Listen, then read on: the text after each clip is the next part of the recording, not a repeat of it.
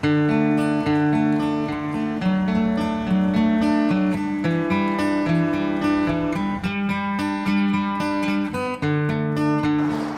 if you could just explain for people who don't really know about the Clothesline Project, what exactly is it?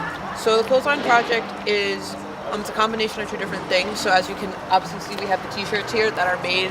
All the t-shirts we have are made by people in the LaSalle community, whether it's faculty, staff, or students, telling their stories with domestic violence.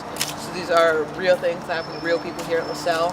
So we have that for people to kind of stop and take a look at. And then we also have paper shirts that we're having people sign to have them stand in solidarity with survivors and show survivors that they're not alone. They have people here that will respect them and believe them. So who else is involved today with the project? So we have Professor Ray's domestic violence class. Those are the main people that are working. We also have peer health educators and people from the men's basketball and lacrosse teams all here helping out. So a lot of students are coming to the event, but how do you see this as a different perspective, being a faculty member rather than a student?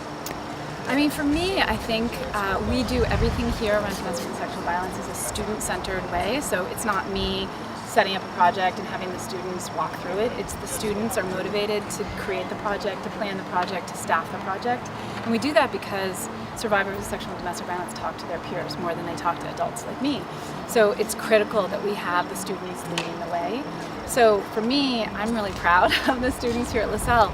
Both my class, the peer health educators, and the men's teams that are doing it are really standing up in a different way than a lot of students do on other campuses, and are guiding other students, faculty, and staff through the t-shirts and explaining why it's so important that we have these kind of events where we're highlighting survivor voices.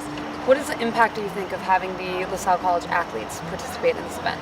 I think it's really important having them here because not only does it show that this is an issue that affects everyone on this campus, but also having the male perspective here, showing that there are men that are going to believe survivors and stand with survivors. I think it's been an incredible response, I have to say. We're running 2 locations this year, which is really different for us, and the reason I can do that is because I have the men's teams helping. So I have more bodies who can be supervising and making sure we're hosting it. We try never to leave the clothesline alone. It always has someone here so that we can lend the supports as needed.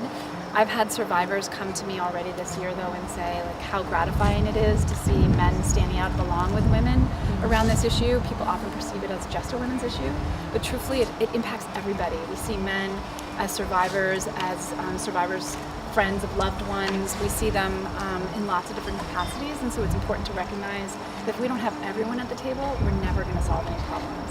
So it's really been amazing to see the response of just the community knowing that this is something that everyone's standing up for and that it's not just one specific